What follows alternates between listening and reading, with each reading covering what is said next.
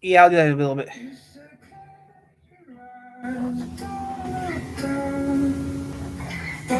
Yeah, I figured that I have to do two. I have to do that book. Finish that book up first. Return it Wednesday. Get my new book.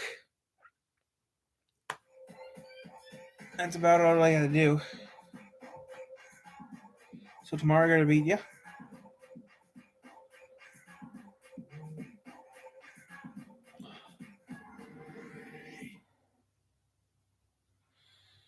The best way to learn about the Titanic is to see it in 3D. We'll start at the top on the boat deck. Yeah, I know, and then but go through the still. ship deck by deck. My favorite is the very bottom of the ship, which Yeah, is we the will be engine reading that room, fish which book. powers this massive ship. This is going to be a full tour, That's so for a I future hope to date. share So you with see you here, a this few is gonna things get you finished. may not This know yeah. about the Titanic.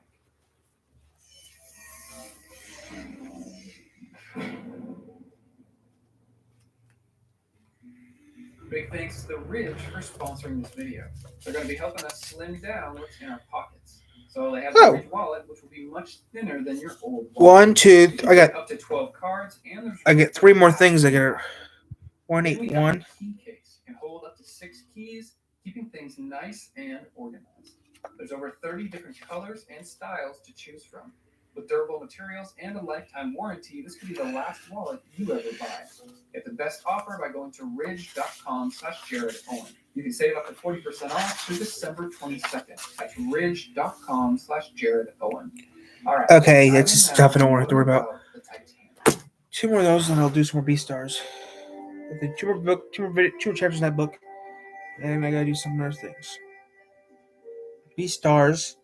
Most people today are familiar with the story of the Titanic, but just in case, let's go over the basics.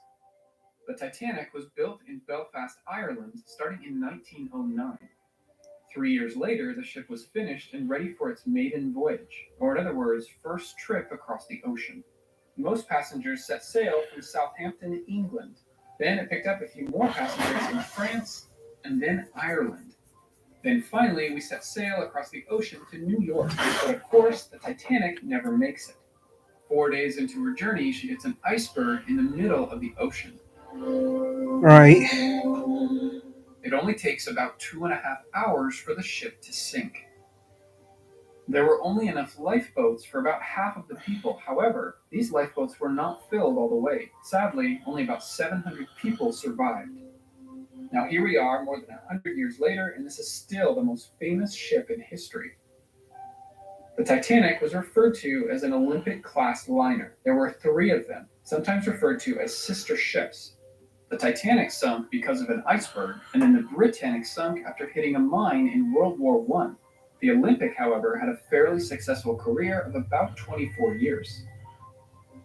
All 3 Wow. sister ships were almost identical. Just a few details were changed on the inside.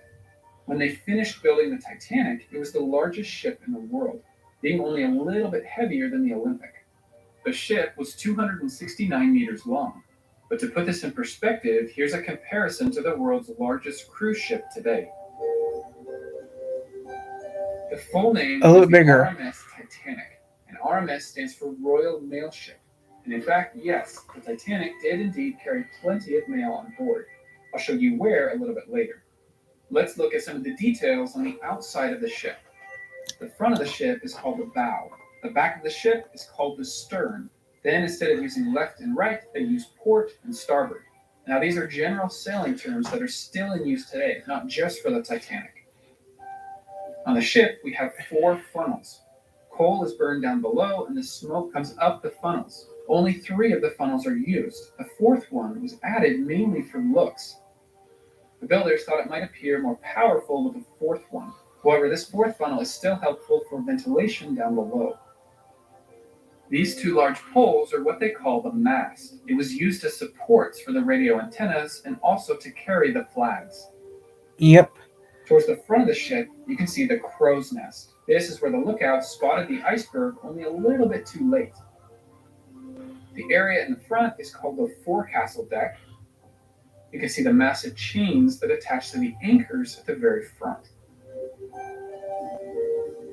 Going to the back of the ship, this area is called the poop deck. And no, this has nothing to do with bodily functions. It originated from the Latin word puppus, which literally means stern of the ship. So there you go, poop deck. I'm still getting used to the name, but that's what they called it. This raised part is called the docking bridge. It was used by the crew to help guide the ship into the harbor. The Titanic also had several electric cargo cranes to help with loading and unloading at the Huh. docks. There's also more cranes at the front of the Oh, ship. let's talk about the front ones. I don't talk about the back ones. The Titanic had three massive propellers underneath the water. Yeah, I knew that.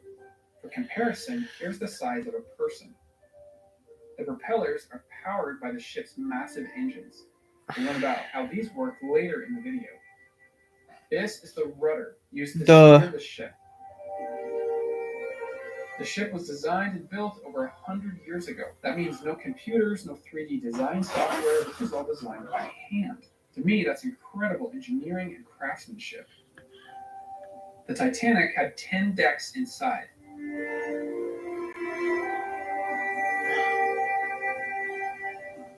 The very top deck is called the boat deck.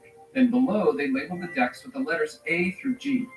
But each of these decks also had another name, so you could call it A deck or promenade deck, B deck or bridge deck, and so on.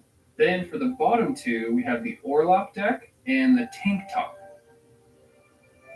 This area has a lot of the ship's engines and machinery. Passengers are not allowed down here. Let's see this from another point of view. Let's cut the ship right down the middle and see what this looks like.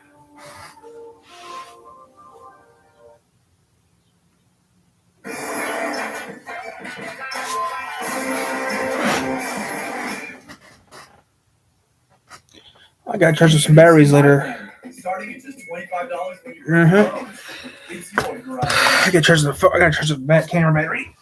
A few things to point out. The first three funnels, you can see how they are connected down below to the boilers. They take the smoke and give it a place to go. Then, just like we talked about earlier, that fourth funnel isn't really needed. However, it still provided some ventilation to the decks below. The first class passengers had two sets of stairs, the forward grand staircase and the aft grand staircase. The forward grand staircase went all the way down to E deck. Directly in front of it is the three elevators. Oh, okay, 3 lifts. Then we have the aft grand staircase over here, which doesn't go down quite as far, only down to C deck. Then here we have the staircases for the second class passengers. And then the staircase for the third class passengers in the very back of the ship. This was all close to the steering machinery. This is why third class was sometimes referred to as steerage passengers. Still. So cabins for the third class passengers are here towards the lower decks. And here's where the second class passengers are. And the first class passengers got to stay on the highest decks and have some of the best views. Still, second class will be okay. So hopefully that gives you an idea of the layout of the ship. Now let's go to each deck, starting with the boat deck.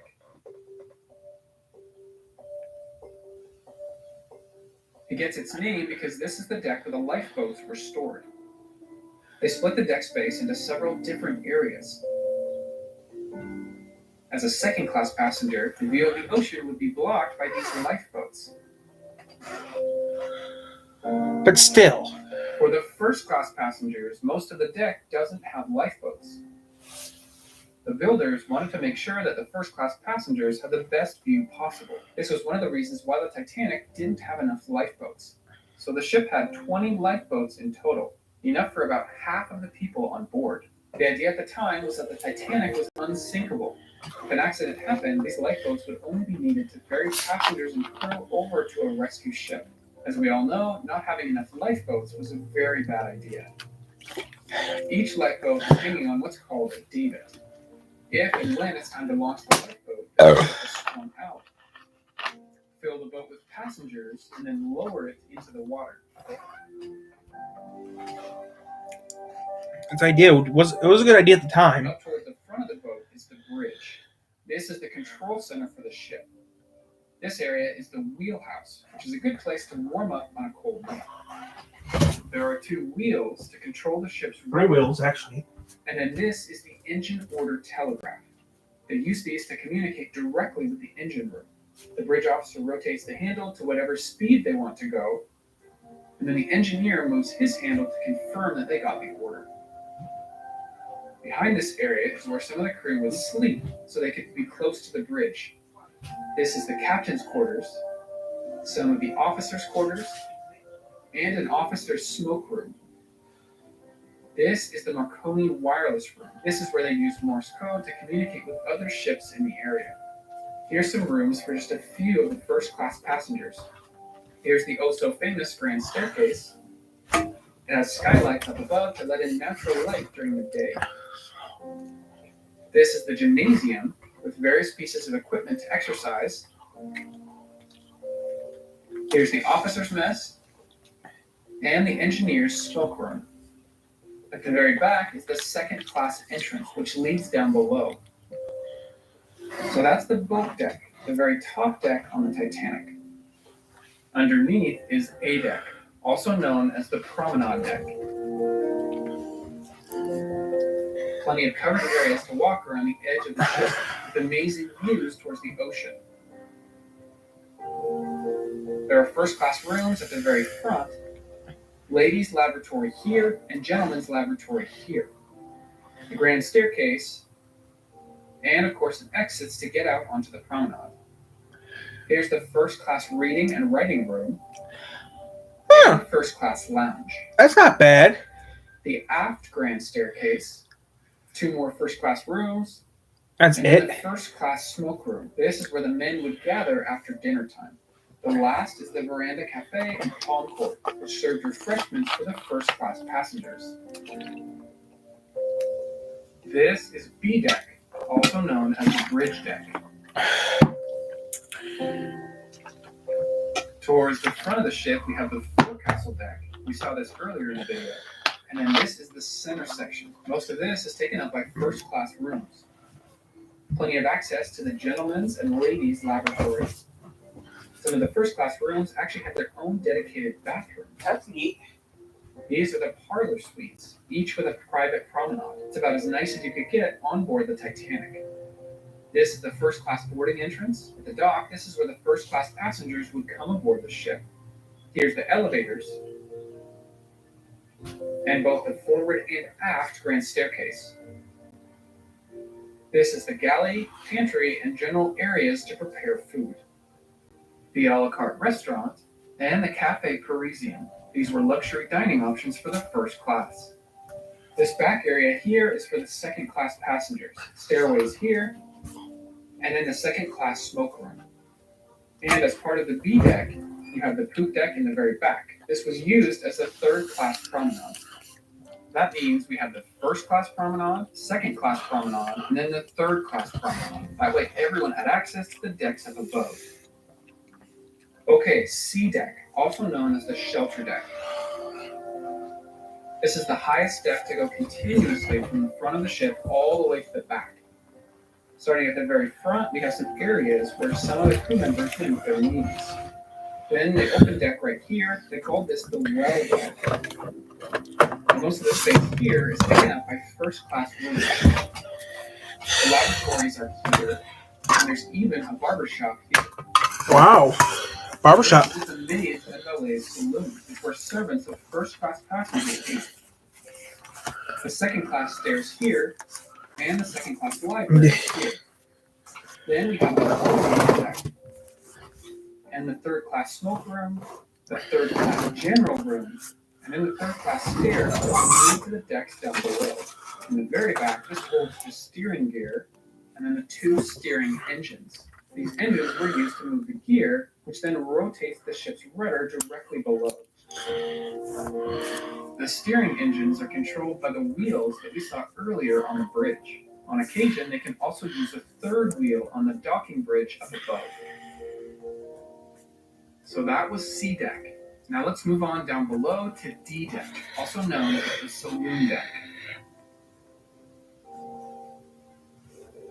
Up at the front, you have the rooms for the firemen. These men worked with the boilers at the very bottom of the ship. This is the firemen's stairs. These extend all the way to the bottom of the ship. The third-class covered promenade, lots of walking space here, more first-class rooms, another first-class entrance onto the ship, first-class reception room, And the first-class dining saloon. There were some fancy meals served around here. This area is where a lot of the food was stored and prepared. This is the hospital with a few rooms for sick patients. Second-class dining saloon, second-class rooms, and third-class rooms in the very back. Now let's move on to E deck, also known as the upper deck. This had a lot more rooms for crew members, including engineers, cooks, stewards, waiters, seamen, and trimmers. This is called the crew alleyway. Another name was the Scotland Road. It was kind of the main corridor that crew members could use. Here's the third-class entrance onto the ship, third-class rooms, and the third-class laboratory. More first-class rooms on this side of the ship. And the E deck was the lowest deck that you could take the grand staircase and also for the elevators. Second-class rooms here and third-class rooms here. Notice how this deck is low enough that we're starting to see the ship's engines. This is F deck, also known as the middle deck. More crew members sleep up front here. Here's third-class rooms, a swimming pool. This is one of the first ocean liners to offer a swimming pool. This is the Turkish bath, which provided luxury bath services for first-class passengers. Third-class dining saloon, third-class pantry, galley, and other areas to prepare food. More rooms for crew members. Second-class rooms here, and third-class rooms here. This is G deck, also known as the lower deck. This is the last deck that is above the waterline, and the last deck to have rooms for passengers and crew.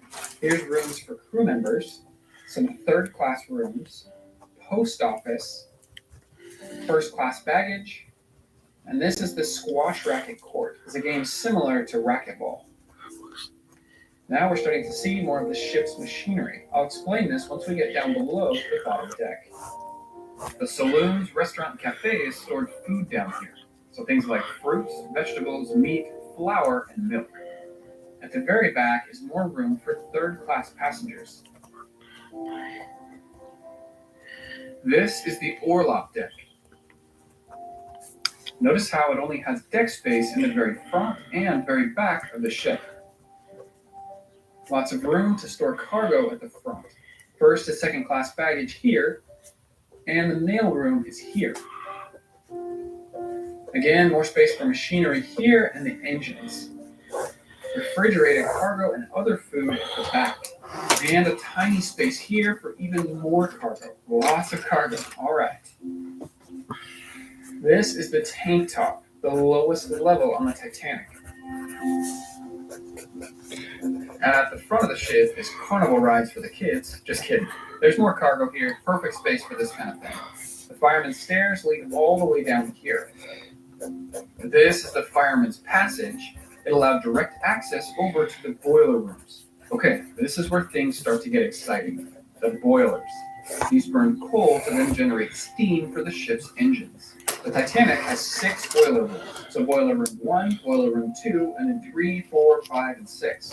29 boilers in total. Boiler room 1 has 5 single-ended boilers. This means you can only put coal into one side of the boiler. Boiler room 2 through 6 have double-ended boilers, so coal can go into both sides of the boiler. Coal bunkers are placed between each boiler room. So these were filled with coal before they left for their journey. Working in the boiler rooms was very difficult. And very hot and humid, and work was extremely tiring. The firemen were the crew members who had the job of keeping these boilers fed with coal. Let's take a look inside one of these boilers. The coal goes in through here, and the fire will heat the water, which will generate steam. This will also produce smoke that travels through the smoke tubes and then up through the boiler exhaust uptakes, which then goes to one of the first 3 of the funnels. The steam that gets produced will travel through the pipes towards the back of the ship. It takes as much as 24 hours to start producing steam, so they have to start preparing long before the ship will leave the harbor. This steam makes it all the way to the engine room. Inside of this room are two reciprocating steam engines. Wow, it's These 2 days. engines Day to are get everything working. stories Wow. Even by today's standards, that's enormous. Inside of each engine, there are 4 cylinders. Inside of each cylinder is a piston. The steam comes in and pushes the piston up and then down. This happens over and over. All 4 cylinders working together turn the shaft down below.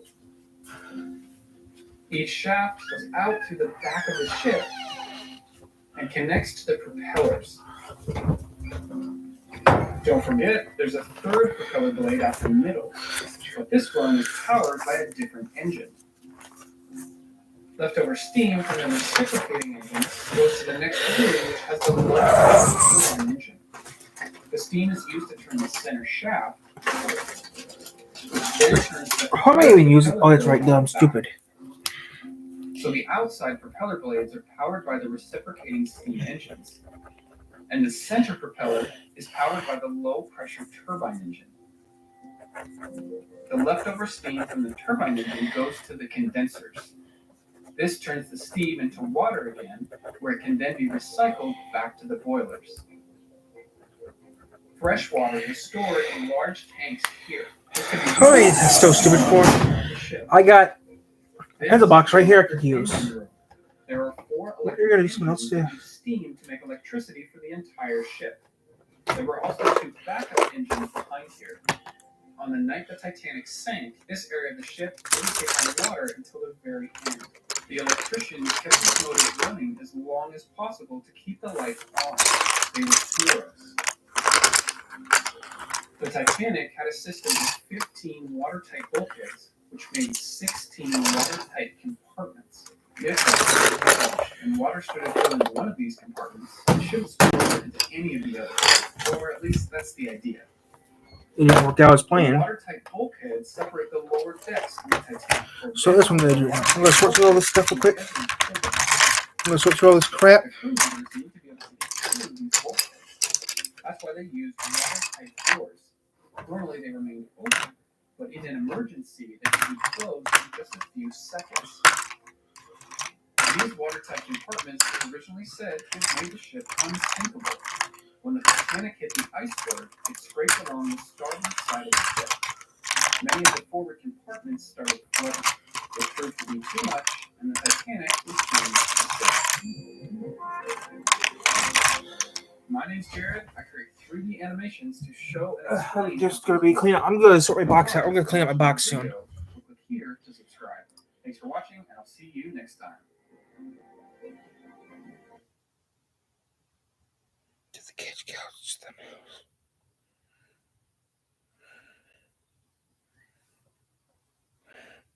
How does your building stack up? Visit Nutera.com for more information.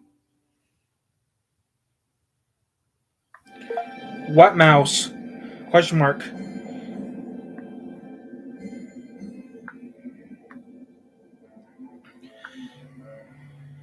April 10th, 1912. RMS Titanic, the largest man-made moving object in the world, set off for its maiden voyage across the North Atlantic. 5 days later, the world was stunned when she sank, killing over 1,500 passengers and crew. The sinking of the Titanic has become one of the most famous and tragic stories of all time. The harshness of fate was not just the result of a collision between a liner and an iceberg. It was caused by a freak combination of technical miscalculation, human error, and extraordinary bad luck. From the very day that she was designed, she was almost doomed. A century after the sinking, Okay, this thanks stuff. to forensic analysis of the wreck and of the historical records, this film reveals the chain of events that brought about the demise of a ship that was thought to be unsinkable, and led to the greatest maritime loss in modern history.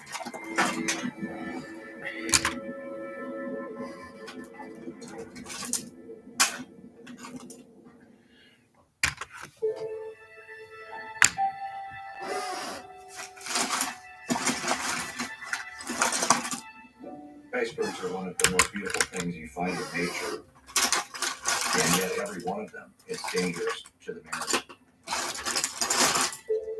It's early in the season. That's erasers. I think we are looking at a very active year with over 300 icebergs across 48 degrees north so far.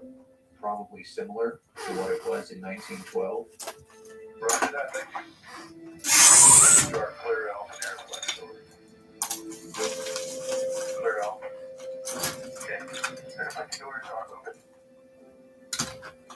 One of the things we do every year is deploy wreaths as close to the position that the Titanic sank as possible.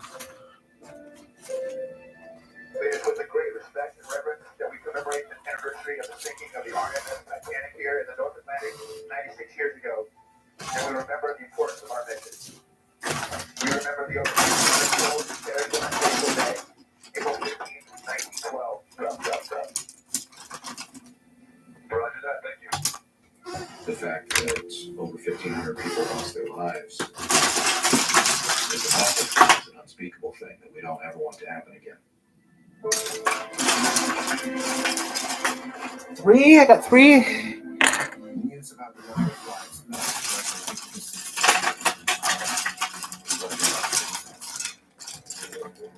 Grieving relatives of the victims said that the impossible could have happened. I'm going The to. Titanic was designed to be the most luxurious, but also the safest ship ever built. Even if she was rammed by another ship, she would stay afloat. Yet she took over 2 hours to sink after colliding with an iceberg.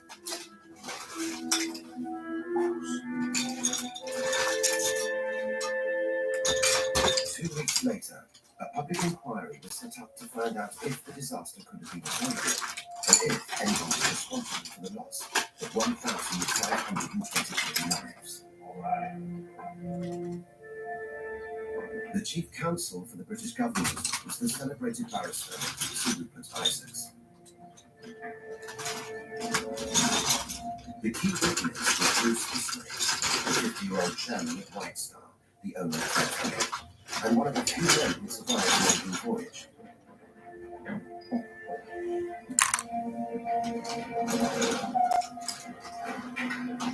Also called the wireless operator Harold Bride and second officer Charles Lightoller, the most senior officer to survive. As most of the crew were died in the disaster, these 3 men's testimony would be vital in deciding whether the ship's crew or the ship's owners had been negligent.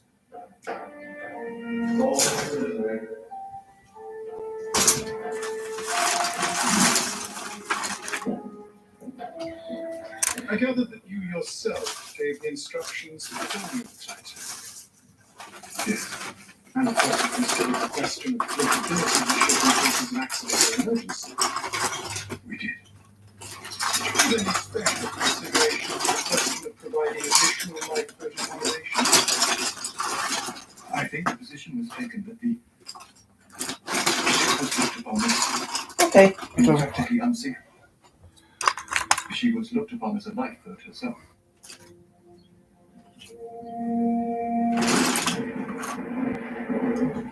Two years before the scheduled launch date, Ismay met with his chief designer Alexander Carlyle in the belief he could start a chain of events that would lead to disaster. Their first decision would compromise the structural integrity of the ship. The staircase needs to be much grander. The bulkhead will have to be lowered. Is there a problem? Isn't she safe? Of course. Excuse me. Each of the 16 compartments. Okay, this is old. Wow, this is old. I need to work on that. Each compartment is filled up on an electric switch. Even if 4 compartments flood, she'll stay afloat. Good. Let's level up this thing. I want a great sweeping luxurious staircase. The height of the watertight compartments would be lowered to only 10 feet above the water. The boat deck should not be cluttered. Yes, cluttered. People don't pay. Well, I thought 48 being a reasonable amount. Especially if the Board of Trade increased the requirements. Well, that's not the Board of Trade check. Let's move on to the grand sum. And this meeting with Mr. Ismay lasted 4 hours. Yes, we talked about the whole of the decoration of the ship. Never mind the decorations, we're talking about lifeboats. Well, the lifeboat part is supposed to last 5 or 10 minutes. How many lifeboats did you think there ought to be? I thought there ought to be 3 on each set of davits. And how many would that make altogether? 48 boats. You thought there were actually 38. Yes, Whereas in point of fact, how many were there? 16. 16. I'm redoing my pencil box, guys, which is not like me to usually do.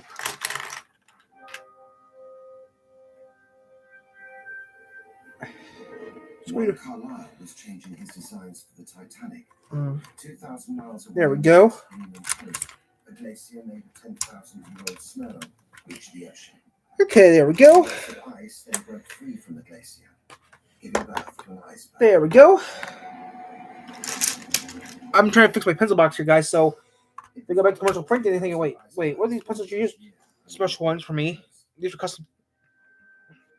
How much do these run you? 1 month later, the newly created Don't want to know. He said that. Wait, how much? Wait, pencil. Wait, what the heck do these cost you? These pencils, yeah, they were custom order, so they're not cheap. They were custom ordered. I had custom order these bad boys. Come down the coast of Labrador and Newfoundland, and a very small percentage of those, maybe only 1 to 4%, will make their way to where they become a threat to shipping. Okay, there we go. Okay, there. The box is now with those special pencils I have in here. They have carbon pencils in here. I got regular pencils in here, so I have to use them. I'll use them. People are often surprised to find out that when an iceberg comes off from the Greenland Glacier, its first movement is not southward towards the shipping lanes, but in fact it starts moving northward along the coast. I need to get some new pens because these pens are southward journey. old, outdated pens. The iceberg continued its journey up the West Greenland coast, carried along by the ocean's current. So, what mouse? At the same time, work began on building the hull of the Titanic, the largest ship in the world. Okay, so I got the main crap done with. Transition. I got 3 bottles of white out here. Replacing man, and steel was replacing iron. The builders of the Titanic wanted the hull to be made of steel plates, held together with steel rivets. Okay, this This is was only possible using a large pneumatic riveting machine. But this equipment was too bulky to be used in the curved areas of the ship.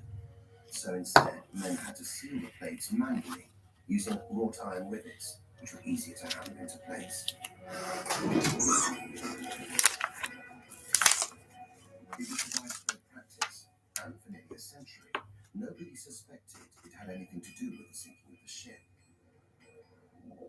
But this all changed in 1996, after an expedition to wreck the Titanic, when they discovered for the first time that iron rivets had been used to make parts of the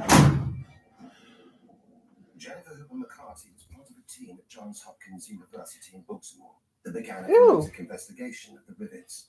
The first step in the forensic investigation was to find out what those rivets were made of and how that material would act under different mechanical tests. To explore the effects of using wrought iron rather than steel, a section of the Titanic's hull was reproduced, using steel plates held together by iron rivets. We compared a wrought iron rivet to a steel rivet and found that with just very little movement of the steel plate, 5 millimeters, we would reach a point in the wrought iron rivet when it would begin to fail. So here we have a ship that's unsinkable, that's state of the art for 1912, that's built with 1.5-inch thick steel plates and wrought iron rivets. In 1910, even though they knew that steel was stronger than iron, the builders of the Titanic thought that the iron in the bow section would be strong enough, but it would prove to be a fatal flaw.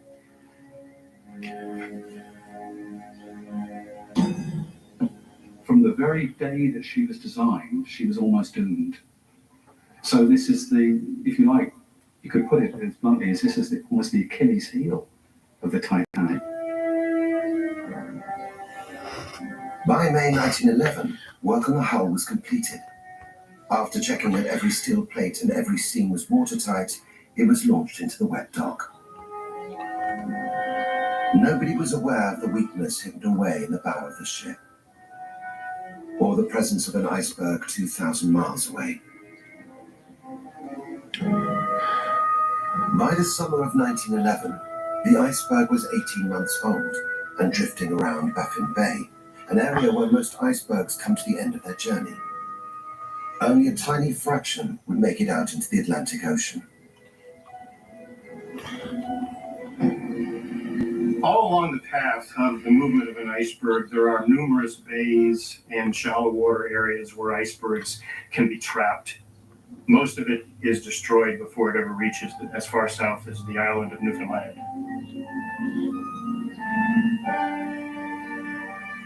Over the next 6 months, the Titanic was in its final stages of being fitted out.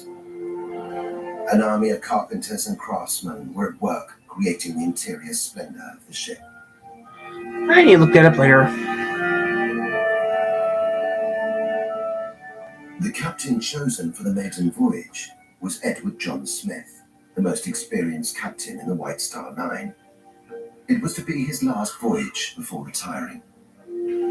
Smith was a very well-liked commander. He was nicknamed the Millionaire's Captain. People like Vanderbilt or Guggenheim or even J.P. Morgan would actually change their sailings and their travel arrangements so that they could sail in a ship commanded by Captain Smith. In March 1912, the Titanic's sister ship, the Olympic, I gotta work on those 2 videos. emergency repairs, and so work on the final stages of the Titanic came to a standstill. Yeah, I'll work on that later. But yeah, that's gonna be a feature date. Voyage had to be pushed back a month. Didn't you have a book here one time? Didn't you have a box here one time? You had to actually fix it. Where most icebergs appear in the shipping. Yeah, remember that box that turned into a time capsule? Despite only having a 1 in 100 chance of survival, the iceberg had made it as far south as the east coast of Newfoundland. It still had a mass of over 500,000 tons and was drifting a further 8 miles a day southward towards the shipping lanes.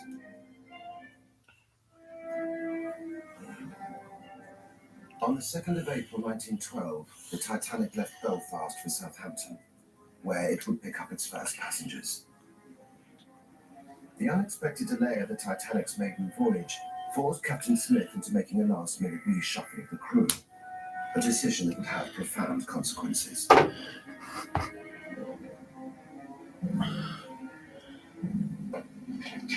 Good afternoon, gentlemen. As you all know, the Olympic is currently laid up. It has therefore been decided that the Olympics chief officer, Mr. Wilde, will be joining us as chief officer. So Mr. Murdoch will now be first officer, and Mr. Lighthizer will be second officer. Mr. Blair, I would like to have a word with you in private.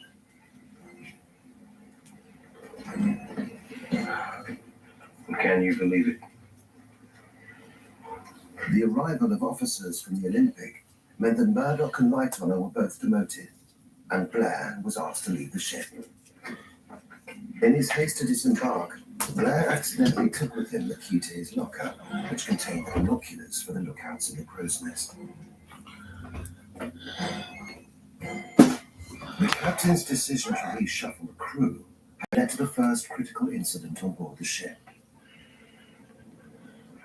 The day before its maiden voyage to New York, the Titanic was given its final check by a British Board of Trade inspector. 16 standard lifeboats, passenger capacity 65, 70 if push comes to shove. The size of ocean liners had quadrupled in the last 15 years, but the Board of Trade's lifeboat regulations have remained the same.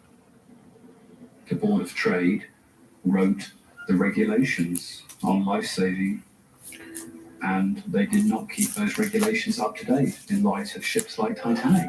The Titanic was approved. 16 lifeboats was deemed satisfactory for over 2,000 people.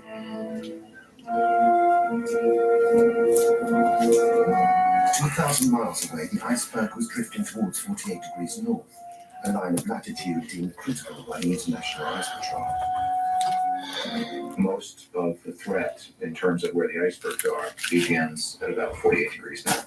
That's this magenta line going across the Grand Banks. When there are more than a couple of icebergs south of 48, we start to get anxious about significant threat to ships.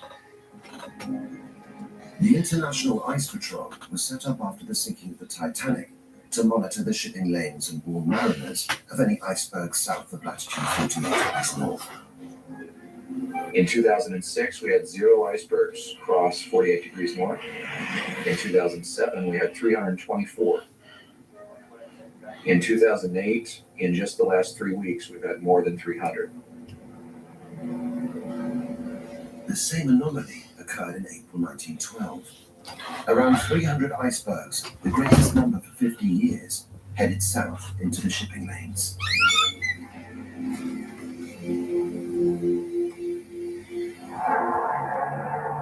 At noon on April the 10th, RMS Titanic left Southampton docks for New York with 600 crew and over 1,500 passengers. The last living survivor is Melvina Dean, then a 10-week-old baby traveling with her parents. Like many of the families boarding the ship at Southampton, Melvina's parents were looking forward to a new and prosperous life. My father was going to open a tobacconist shop in Kansas. I imagine he spent all his money on that and then couldn't afford it to do anything else but go third class because it was such a luxury ship. All the millionaires and multimillionaires were on it.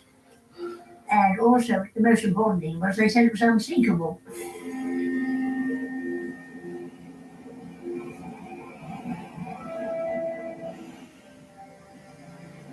After picking up more passengers in France than Ireland, Captain Smith's plan was to cross the Atlantic in 6 days.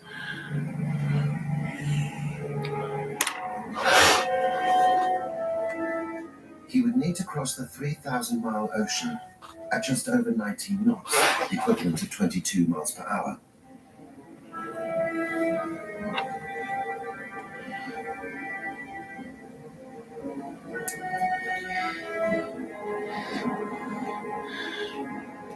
To avoid the springtime icebergs, Captain Smith plotted a southern route across the Atlantic.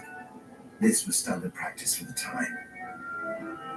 By going this far south, Captain Smith would take the ship out of the known ice region.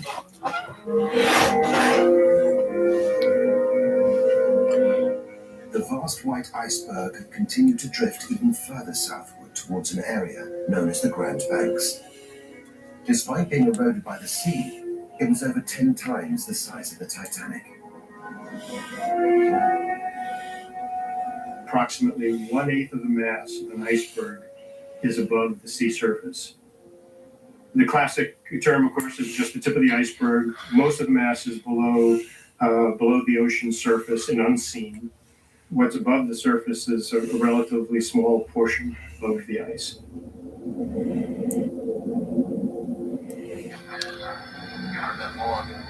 During the months of March to August, the Iceberg Patrol does a reconnaissance of the Grand Banks. Ships coming across the ocean from Europe to the United States or Canada are going to take the shortest route possible. Our job is to make sure they get there safely. If icebergs are in their path, we need to provide that information to them so that they can deviate to the south. We have fog or clouds about 70% of the time, so that's where the radars come in. We use a forward-looking radar and the side-looking radar, which looks 27 miles out. If the sea is too calm and we are detecting too many things on the ocean surface, for example, fishing gear or a whale, and we're not sure what it is using the radars, we will descend down to 500 feet above the ocean surface to try to visually identify what that target is.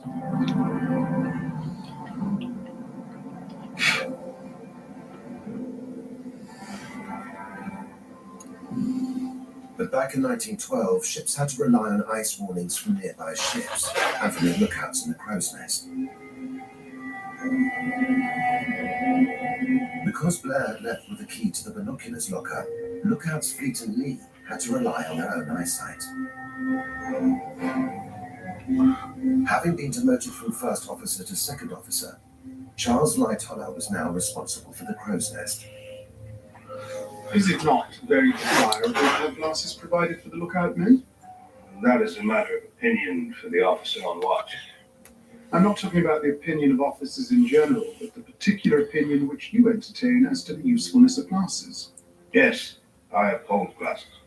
Can you explain to my lord why glasses were not provided for the lookout men on the Titanic? No, I cannot offer any explanation. If it had been a matter in your discretion, would you have provided them then?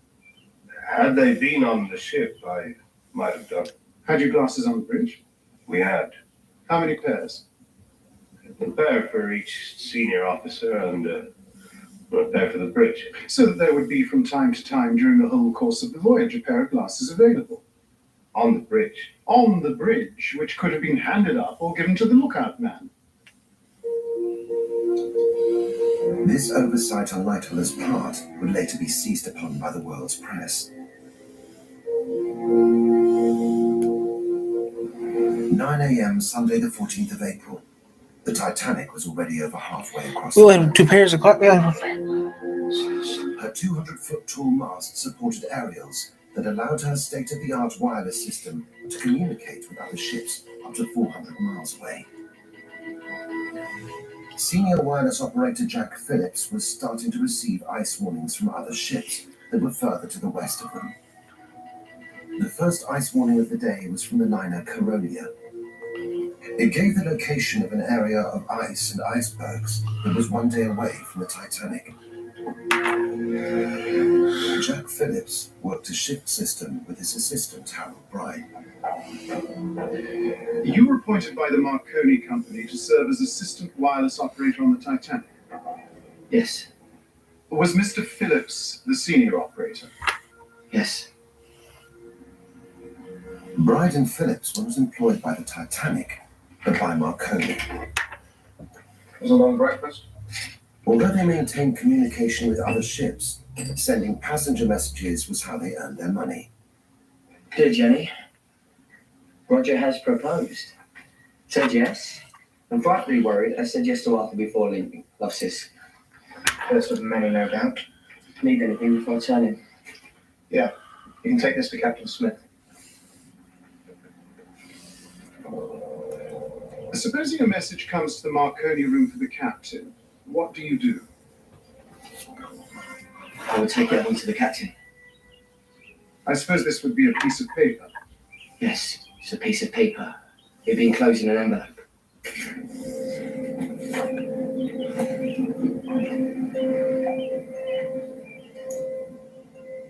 Sir, there's a lifeboat drill at 11 a.m. 11 a.m.? Yes, sir. Sir. Mr. Captain Smith. Thank you, Mr. Right, sir. Ice warnings were not unusual in spring, and the ice region in the Coronia message was a long way away from the Titanic. I shall be at the church service, Mr. Murdoch, and then I shall be making my rounds. Yes, sir. Yes, that means lifeboat drill is cancelled. The captain never gave a reason why he cancelled the lifeboat drill. It was a decision that would cost many lives. There would not be another drill. In the event of an emergency, the crew was unrehearsed. While the captain was reading his sermon, the iceberg was being carried further south over the Grand Banks by the Labrador Current and was now less than 300 miles away. It would soon hit the Gulf Stream, an ocean current that makes its way up from the east of the United States. So the Gulf Stream can be 15, 18 degrees C. In those ocean conditions, an iceberg won't last very long. The slapping of the waves deteriorates the iceberg at the waterline, and then ultimately pieces break off. The medium iceberg might be gone in as little as 10 days. The Titanic was heading southwest towards the Gulf Stream. In any normal year, this would be too far south to encounter an iceberg. The 1912 was not a normal year. At midday on Sunday, April the 14th, Phillips received the second ice warning of the day. It was from the steamship Baltic and gave the location of a region of ice that contained icebergs.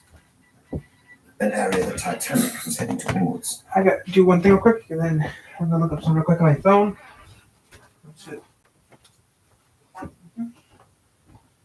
We're doing cameras. I can't watch on camera.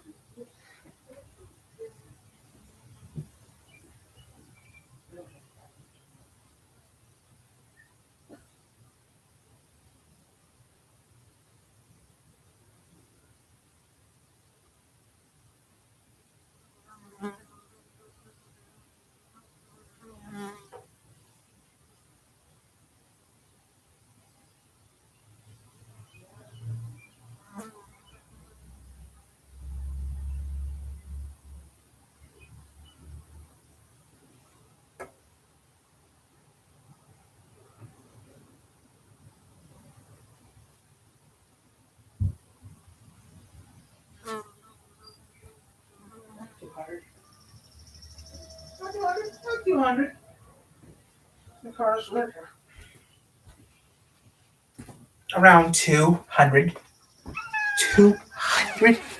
Gosh, right? Yeah, about 200. What's that?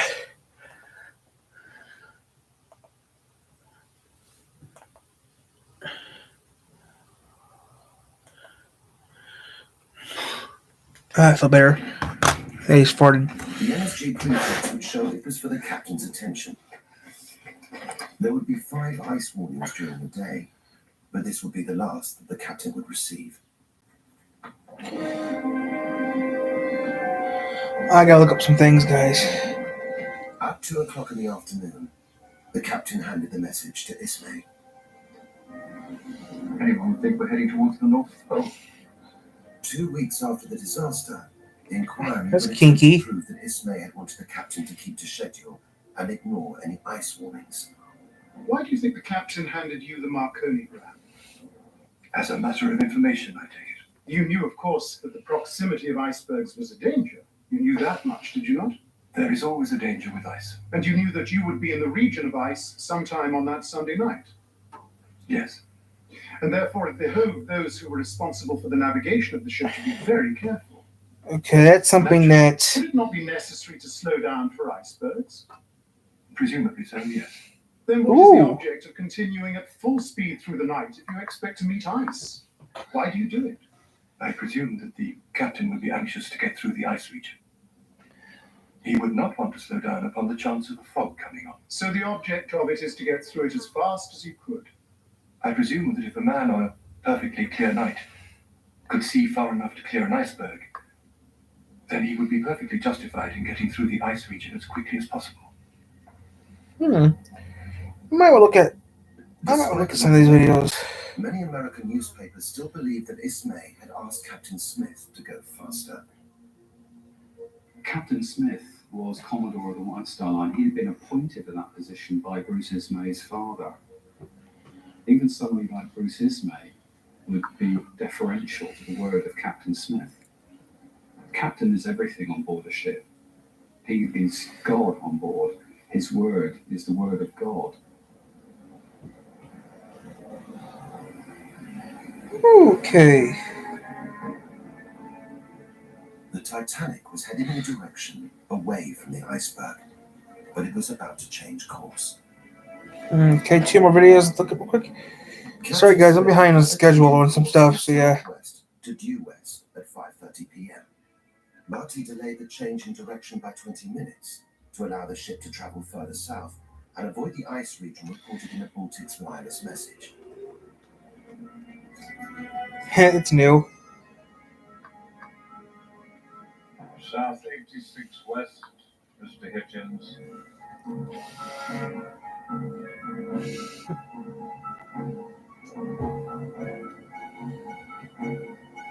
Steady she goes.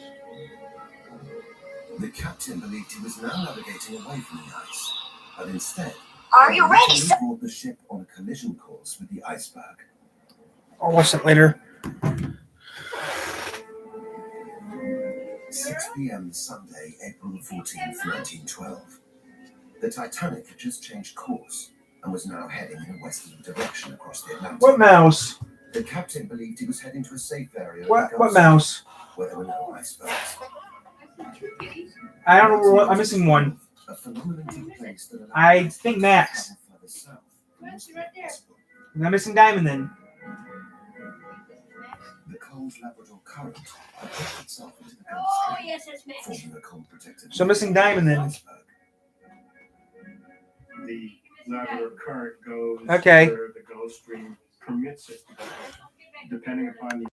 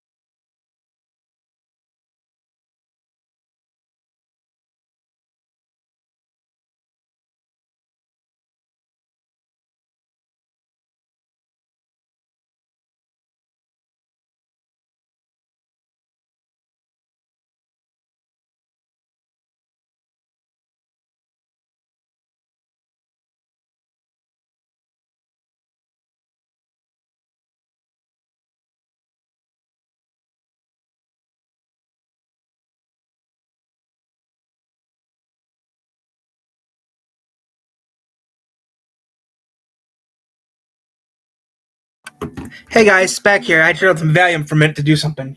No, sir. That video Matter of sucks. fact, it's a flat car. Yes, flat car. You both realized at the time that since it was a flat calm, it would be more difficult to see the ice. As far as the case of the berg is concerned, yes, it would be much more difficult. Naturally, you wouldn't see the water breaking on it if there were no wind, so you would not have that to look for.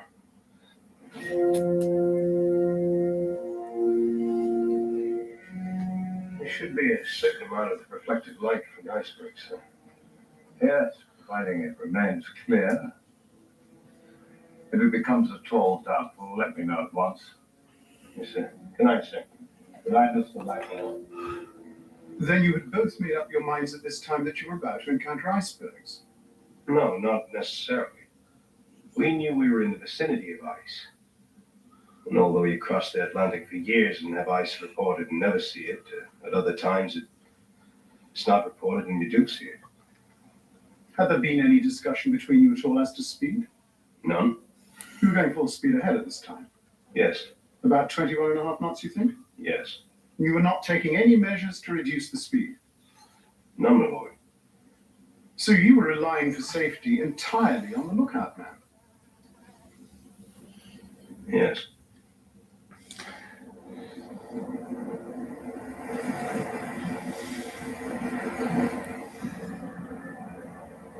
"9:45 p.m. The iceberg was 50 miles away.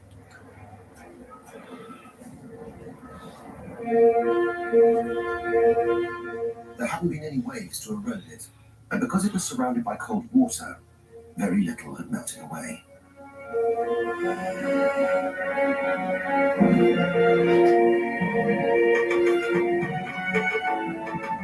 In the wireless room, Phillips had a 2-hour window to send every passenger message that the Titanic was in range of the Cape Race receiver at Newfoundland. But his work was interrupted by the fifth and the most critical ice warning of the day. It was from another ship, the SS Masada. It gave the precise location of an area containing icebergs that was now only 50 miles away from the Titanic. The information would alert Went up one, yay, went up one, yippee. moving straight towards the iceberg. But the warning came without an MSG prefix, so Phillips interpreted the message as non-urgent and went back to sending passenger messages.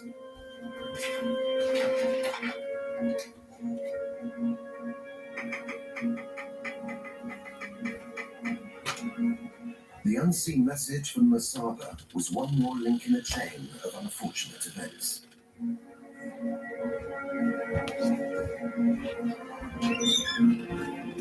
Not only was the sea flat calm, but it was also a moonless night. A rare combination of conditions that made it difficult to see icebergs in the distance. As was the case for all passenger ships of the day, there was no official procedure for slowing down for ice.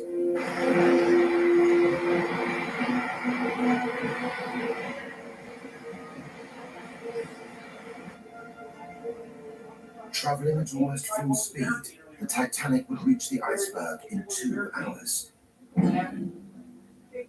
But unaware of its existence, the officer's main concern was small, low-lying icebergs called growlers. All icebergs are dangerous, but actually a small iceberg or a growler, which might only be the size of a small car, can be very dangerous. Granted, the risk of a ship colliding with it is probably lower, but the possibility that a ship would not see it is higher.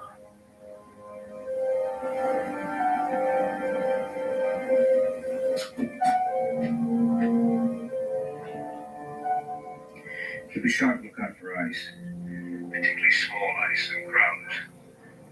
Pass that word on till daylight. So, What is a growler? well, a growler really is the worst form of ice.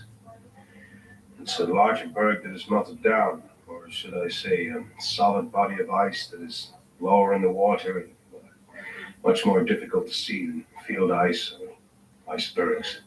And what was the ship's speed? 21 knots. 21 knots is about 700 yards a minute. Is your view that you could see a growler at a safe distance at night time going at that pace? I judge that I could see a growler at 1.5 miles, or more probably 2 miles.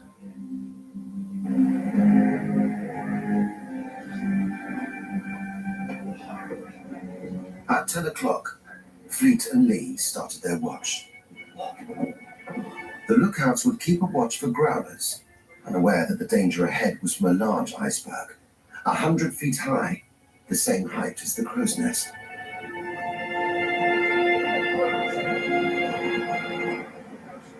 In view of this accident, if you were placed in similar circumstances, would you still bang on at 21.5 knots? Well, that looks like carelessness, you know. That we should recklessly bang on and slap her into an iceberg regardless of anything. But undoubtedly we should not do that.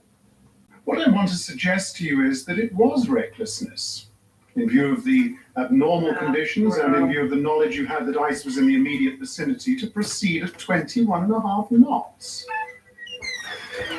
Then all I can say is that recklessness applies to practically every command and every ship that crosses the Atlantic Ocean.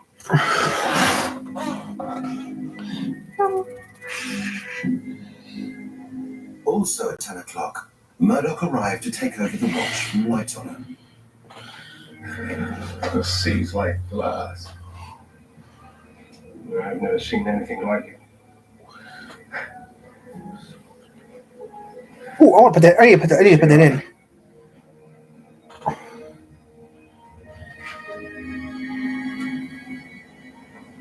At 11 o'clock, the iceberg was just 15 miles away.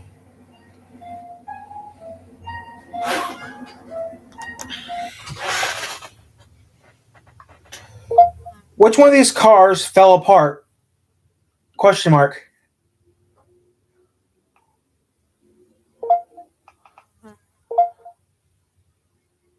Fall apart. After owning it for a week. Which one of these cars fell apart? No. Which one of these cars was banned in Michigan?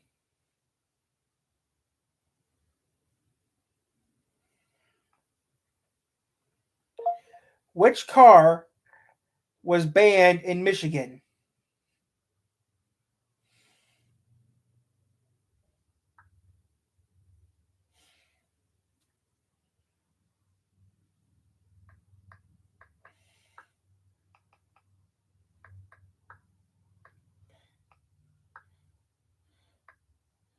Pinto, AMC Gremlin,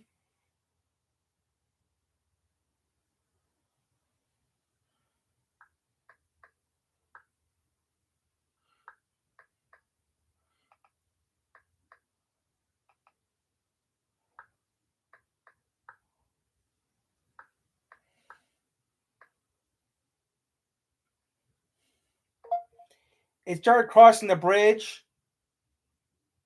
Took 8 days to find the car in her body after she went over the bridge in her car.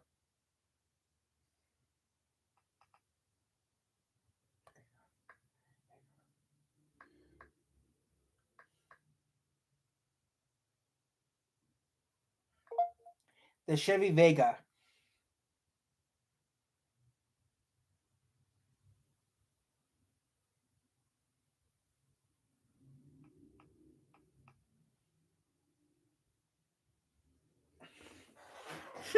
I got it, definitely. Okay.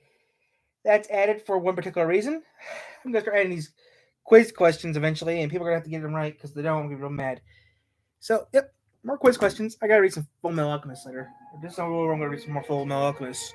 While Bride slept in the wireless cabin, Phillips was running out of time to send all of the passenger messages. The closest ship to the Titanic, the Californian, sent a message to say they'd stopped for the night because of ice. But their wireless operator had not waited for Phillips to stop sending his messages and had overridden it with a powerful signal. Bloody idiot.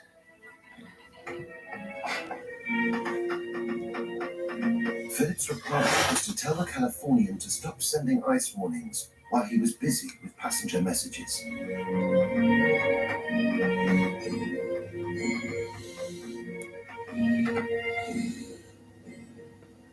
Who is it? California keeps sending weather reports. I'm still plowing through this lot. You want me to take over? No, go back to sleep. You can take over at 12. I'm not working past midnight.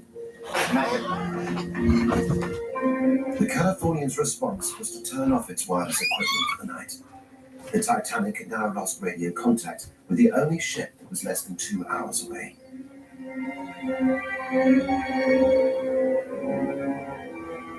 By 11:30, the iceberg was just 4 miles away. Traveling at 24 miles per hour, the Titanic would collide with it in 10 minutes.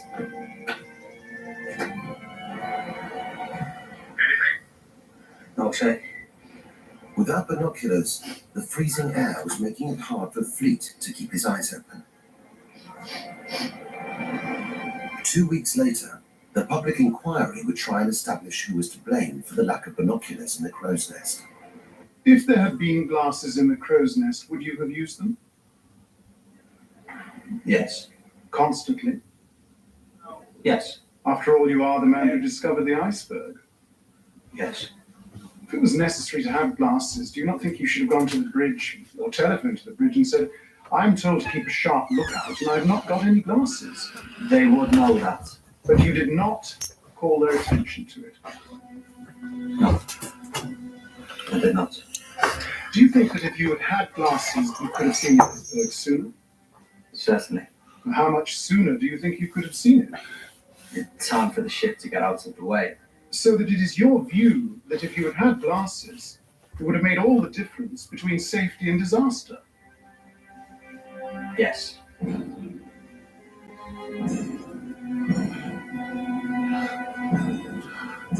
Here's a minor. Here's a major. Orion.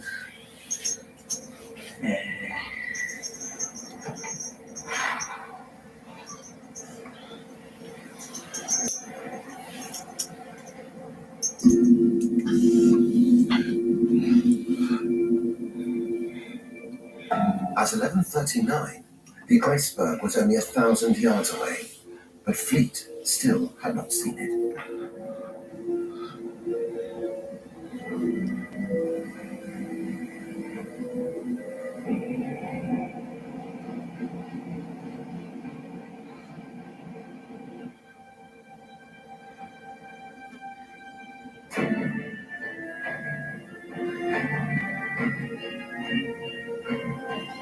Shit. Spade up there.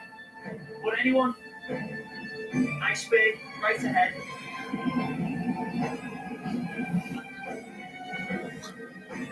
Hard to starboard! After putting the ship's engines into reverse, Murdoch's instinct was to steer away from the iceberg. It was another decision that would seal the fate of the Titanic. Come. I said shit. Shit.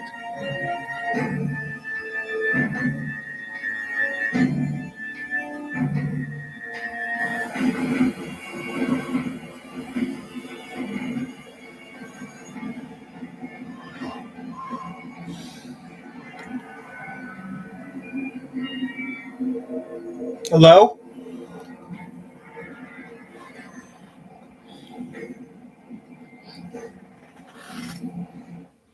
What did we hit? An iceberg, sir. I closed the watertight doors. You rang the warning bell? Yes, sir. I sent Vauxhall to look for any damage.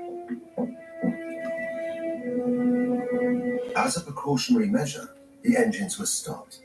The ship was so vast that it would take 20 minutes to assess the damage.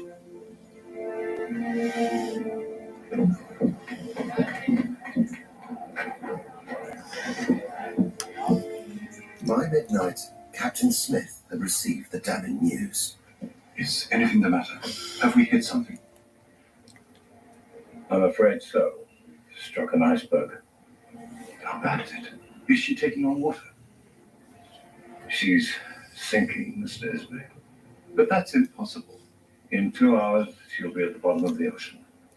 Can't we close off the compartments? We have, trapping hundreds of men below.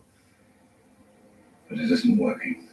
I don't understand. She's supposed to stay afloat with 4 compartments flooding. We're flooding in 5 compartments, Mr. Ismay. I'll be in the wireless room, Mr. Murdoch. Shall I prepare the lifeboat, sir? Yes. Yes. No need to panic the passengers. I understand, sir. The Titanic would sink in 2 hours. But if a nearby ship came to their assistance in time, all 2,200 passengers and crew could be saved. Midnight, 20 minutes after the collision with an iceberg. The majority of the crew and all the passengers believed that the damage to the ship was minimal, unaware that the ship was letting in water at 400 tons a minute. The sheer volume of water with so much weight was drawing the bow of the vessel down. And as each compartment Another thing with your face. went below the water flowed over into the next compartment. The flooding the mathematical principles of the vessel as each compartment flooding and foundering was set. If Ismay had not decided to lower the bulkheads, then the ship would have flooded more slowly. What's a spider in our cricket? And if the ship had hit the iceberg head on, then she wouldn't have sunk at all. I think if William Murdoch had directly into the iceberg, Titanic would have survived. The main impact would have been taken by her collision bulkhead, the steel wall, right up to